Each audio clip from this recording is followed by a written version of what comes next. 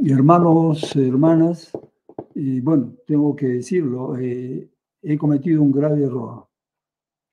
En el video anterior, en donde estuve fundamentando el por qué los Estados Unidos están incitando a la guerra interna en el Perú, he cometido un error al dar algunas cifras, sobre todo la denominación de la cifra.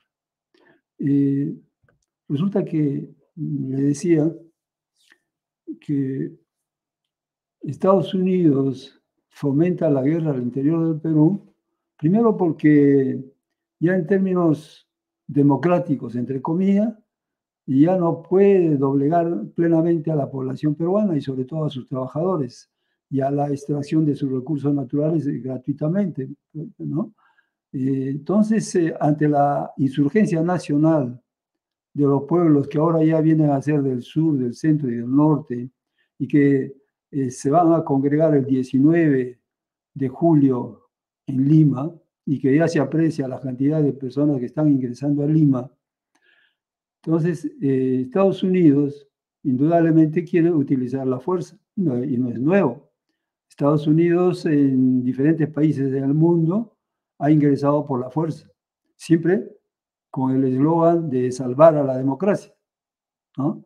De eliminar a regímenes que eran autoritarios, pero en realidad lo sabemos claramente que lo que han ido es a apropiarse de los recursos de esos países.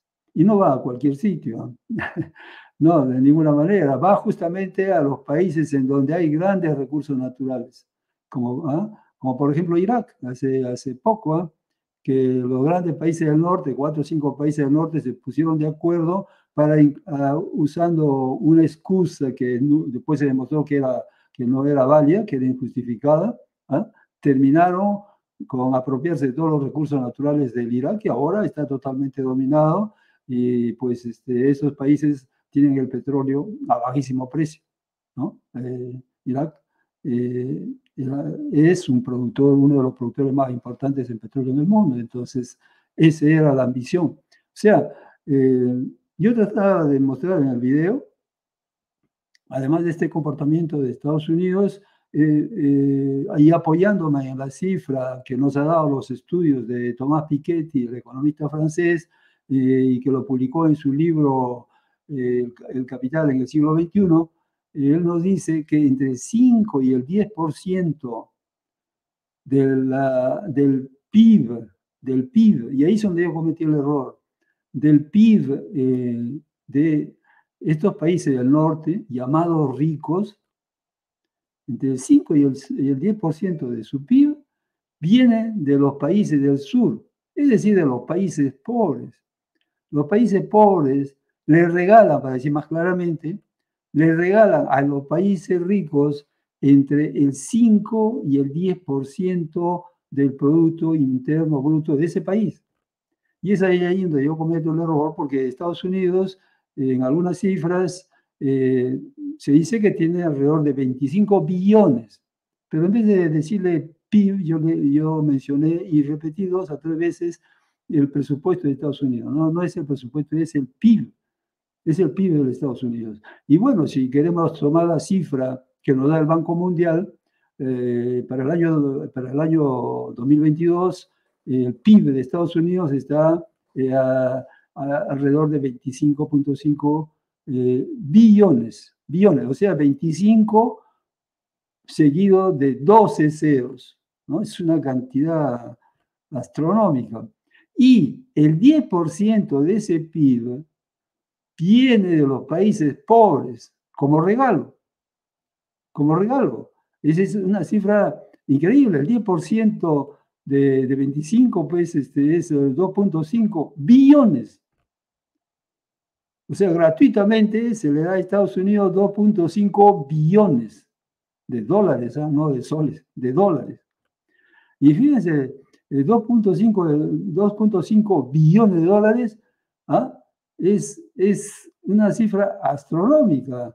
Si, por ejemplo, lo comparamos con el PIB de todos los países de América, si sumamos todos los países de América, el PIB, incluidos los Caraíbes, el Banco Mundial nos dice que el conjunto de estos países generan 6.5 billones al año.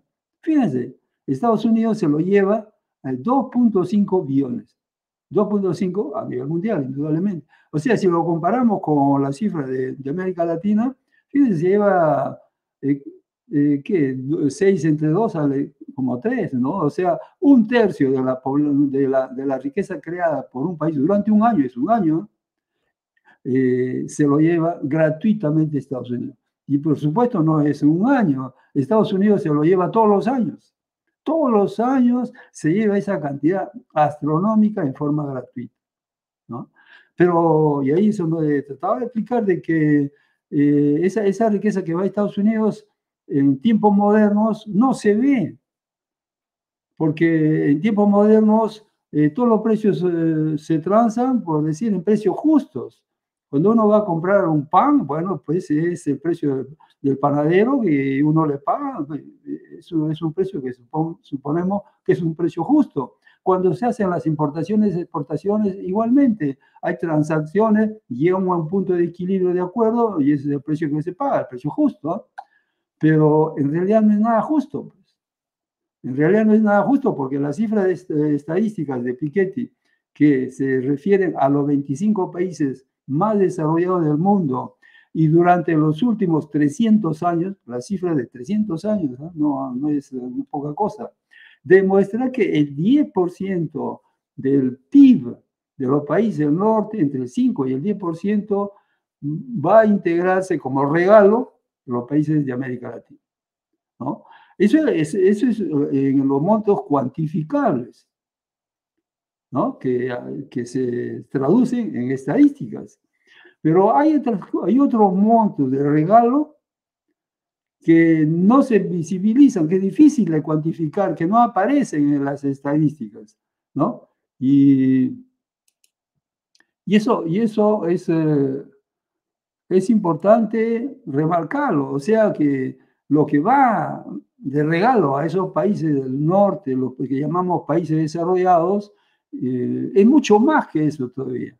Y yo le daba el ejemplo del caso de Mari Calizaya. Mari Calizaya es una joven puneña que ha logrado integrar, que sea aceptado, que la NASA, una de las instituciones más grandes en aeronáutica, la NASA le acepte, le invite a su seno, ¿no? Entonces, miren cómo va en forma gratuita, van las personas más con mayores competencias y habilidades que se forman y se preparan en el país, van gratuitamente. Estados Unidos no le ha costado los años que a ella le ha costado llegar a ese nivel de formación y a ese estándar de calificación de habilidades y competencias, ¿no? Entonces, y eso no aparece en las estadísticas.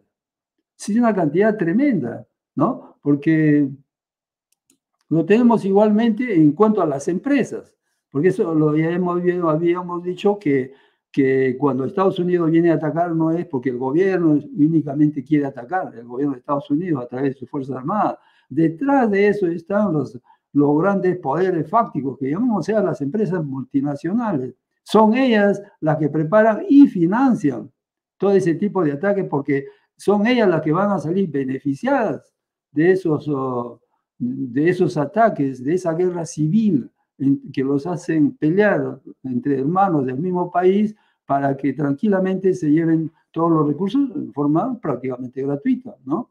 Entonces, esa es la forma de manejar del imperio en una situación, entre comillas, democrática en principio, ¿no? Y luego cuando ese país se levanta en insurgencia nacional, como lo está haciendo el Perú actualmente, aplica la fuerza, ¿no? Aplica la fuerza para que ese país quede una vez más dominado y que la población del interior se tranquilice, ¿no?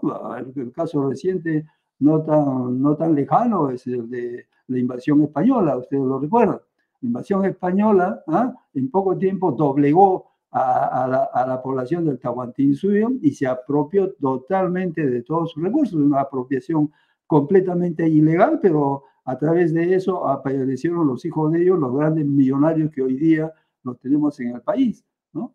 Ese es lo que sucede, y más adelante lo veremos, cuando el modelo socioeconómico imperante incita a las empresas y las personas a un enriquecimiento ilimitado, ¿no? Eso lo veremos más adelante, pero en este caso estamos viendo de que entre el 5 y el 10%, así en forma ya bien estudiada, analíticamente estudiada a través de toda la estadística, de los 25 países más grandes del mundo y de 300 años atrás, ya no es una cosa mínima, 300 años atrás, la estadística de 300 años de los países, de los 25 países más grandes del mundo, los más desarrollados, sale como resultado que entre el 5 y el 10% de esa cifra de cada país viene de los países pobres en regalo, sin que haya existido ninguna contrapartida. Pero además yo le decía, existen otras formas que van como regalo que no es fácil cuantificarlo, como es el caso de la joven Calizaya. Hay el otro caso de Michelle Saima, ¿no? Que es un joven cuyos padres son un peruano, boliviano, ¿no? Que ha sido contratada por Facebook, y Zuckerberg está contento de tenerlo a él, porque a los 13 años ya a los 13 años, había este joven, Michael Saima, había logrado su primera aplicación llegar a ser el número 1 en las aplicaciones Store, en sus 13 años, ¿no? Y por eso que ahora a los 17 años lo contrata como uno de sus trabajadores. A los 17 años, ya de los 13 años, estaba altamente capacitado, con tremendas habilidades y competencias en el mundo digital, y luego se lo lleva gratis. Porque esos 17 años de formación de él, el país invierte en cada persona, su familia y él mismo han desarrollado tremendos esfuerzos para que él llegue a ese nivel de habilidades y competencias y que fuera contratado por Zuckerberg. No le costó nada. A esa empresa no le ha costado absolutamente nada, ¿no? Entonces, esos son los regalos. Esos son los regalos de los países pobres a los países ricos. Y es importante tomar conciencia de eso. Es importante de que hay una gran cantidad de dinero que se va hacia afuera y que a nosotros nos califican como pobres, que es lo más triste del asunto. Nos califican como pobres, mientras que hay ingentes cantidades de dinero que se van a alimentar a esos países de forma gratuita, ¿no? Pero hay que explicar por qué sucede eso. Eso no ha sido un solo año, es todos los años. En las estadísticas de Piketty de 300 años atrás, todos los años sucede el mismo fenómeno. Entonces hay que preguntarse por qué. Y eso es lo que tenemos que entender si queremos resolver nuestro problema nacional. ¿Por qué estamos en esta situación de aparente así de pobreza, que nos califican como pobres, que no tenemos para financiar, porque cada vez que hay por ejemplo, un desastre climático, inmediatamente tenemos que pedir dinero al Banco Mundial, a los organismos internacionales, para que con eso podamos en alguna medida paliar la desesperación de nuestros hermanos que están en esa situación? Entonces tenemos que explicarlo. Si queremos nosotros querer ser presidente de la República, por ejemplo, de los tantos candidatos que han comenzado a aparecer, entonces tiene que entender cómo resolver ese problema, de dónde viene y cómo resolverlo.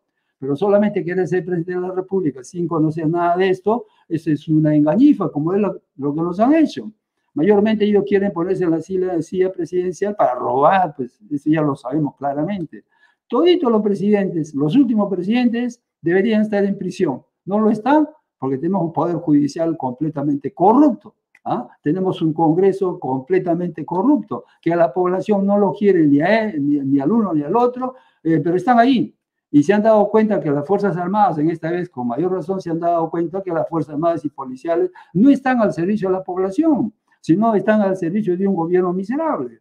Y que este gobierno miserable ni siquiera tiene iniciativa propia. es el embajador de Estados Unidos que le dice, que le felicita por las acciones miserables de masacre que están realizando. Entonces, al final, lo vemos que tampoco no es el gobierno de Estados Unidos que está en forma directa haciendo esto, son las empresas multinacionales que financian para que el presidente de los Estados Unidos, el tipo que ellos quieren, se ponga en la silla presidencial y haga lo necesario para sus fines. Es importante entender eso, si nosotros queremos hacer una transformación del país. Hasta hoy día hemos estado solamente en luchas sindicales, pidiéndole al amo, al patrón, al gamonal, pidiéndole pues que nos dé un plato de lenteja un poquito más grande, es decir, 4 o 5 soles más de aumento, 10 soles más de aumento. Ya, patrón, tú eres el patrón, pero por favor dame 5 soles. Esa es la lucha sindical en el fondo.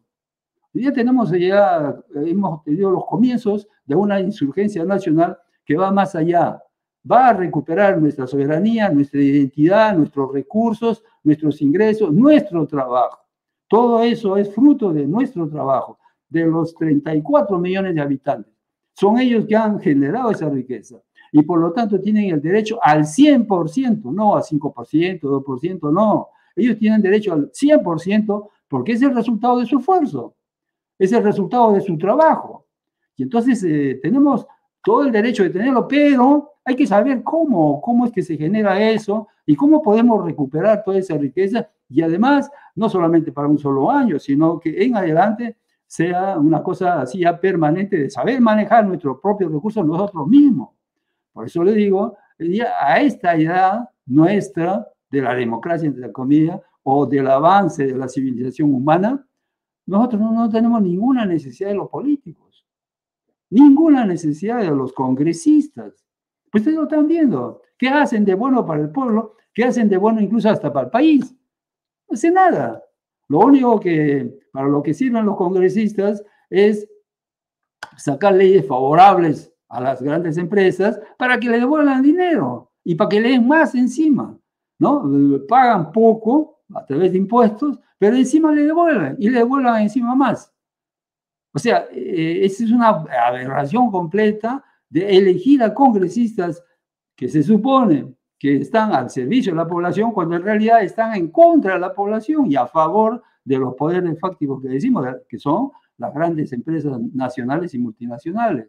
Entonces, tenemos que conocer, ¿no? Y yo me voy a esforzar en la medida de mis posibilidades y hasta donde puedo, esclarecer este panorama, porque hay que hacer clara diferencia entre lo que es una lucha sindical a la cual estaba acostumbrado Pedro Castillo, a una lucha de transformación que hablaba en las calles, pero que ni siquiera, me supongo que ni siquiera sabía de lo que estaba hablando, ¿no? Más tristes, como en el caso, por ejemplo, de Ollanta Humala, que va a Cajamarca, en donde está en un gran problema de la mina de Conga, y les dice, señores, ¿qué quieren ustedes? ¿Quieren agua o quieren oro? Pues evidentemente todas las comunidades campesinas querían agua, porque con el oro no iban a ir a regar sus plantas, hacer cultivar, producir, lo que querían era agua. Y Yanacocha les estaba secando los ríos, secando las lagunas. Entonces era una necesidad vital parar eso. Por eso eligieron a Ollanta, este miserable, el primer día que se puso en la silla principal, lo que hizo es ayudar una vez más a todos ellos y con mayor fuerza, ¿no? Aparte de los robos personales y familiares que han hecho, ese es el negocio de ellos. Entonces, por eso es que todos los presidentes de la República, yo diría desde el inicio de la República, han tenido ese comportamiento. Y nosotros hemos tenido grandes riquezas, como el salitre, por ejemplo. El salitre se lo robaron ellos, desapareció.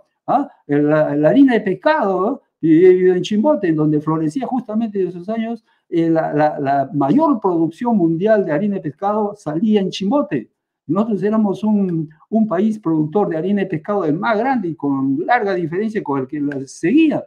Pero ¿dónde fue parar toda esa riqueza? Porque Chimbote, durante todos esos años, tenía las calles polvorientas, no había ninguna pista, las escuelas había 1 o 2 y además estaban cayendo con esteras, pero a nivel mundial éramos el principal productor. Ahora, por ejemplo, nos consideramos un país minero. Y muchos de los peruanos, mismos de los pobres, dicen, somos un país minero, ¿y por qué están haciendo la pelea a la mina? El pobre no se da cuenta de que está viviendo en un país minero, pero en donde quien se apropia de esos recursos minerales no son los peruanos, sino van al exterior. Y eso por una, no por una falta de educación, se dice comúnmente, pero es por la difusión constante de los grandes medios de comunicación, por la forma de educación que lo tenemos en la primaria, secundaria y la universidad, porque los mismos universitarios salen de doctores en diferentes disciplinas y no entienden un ajo esta situación.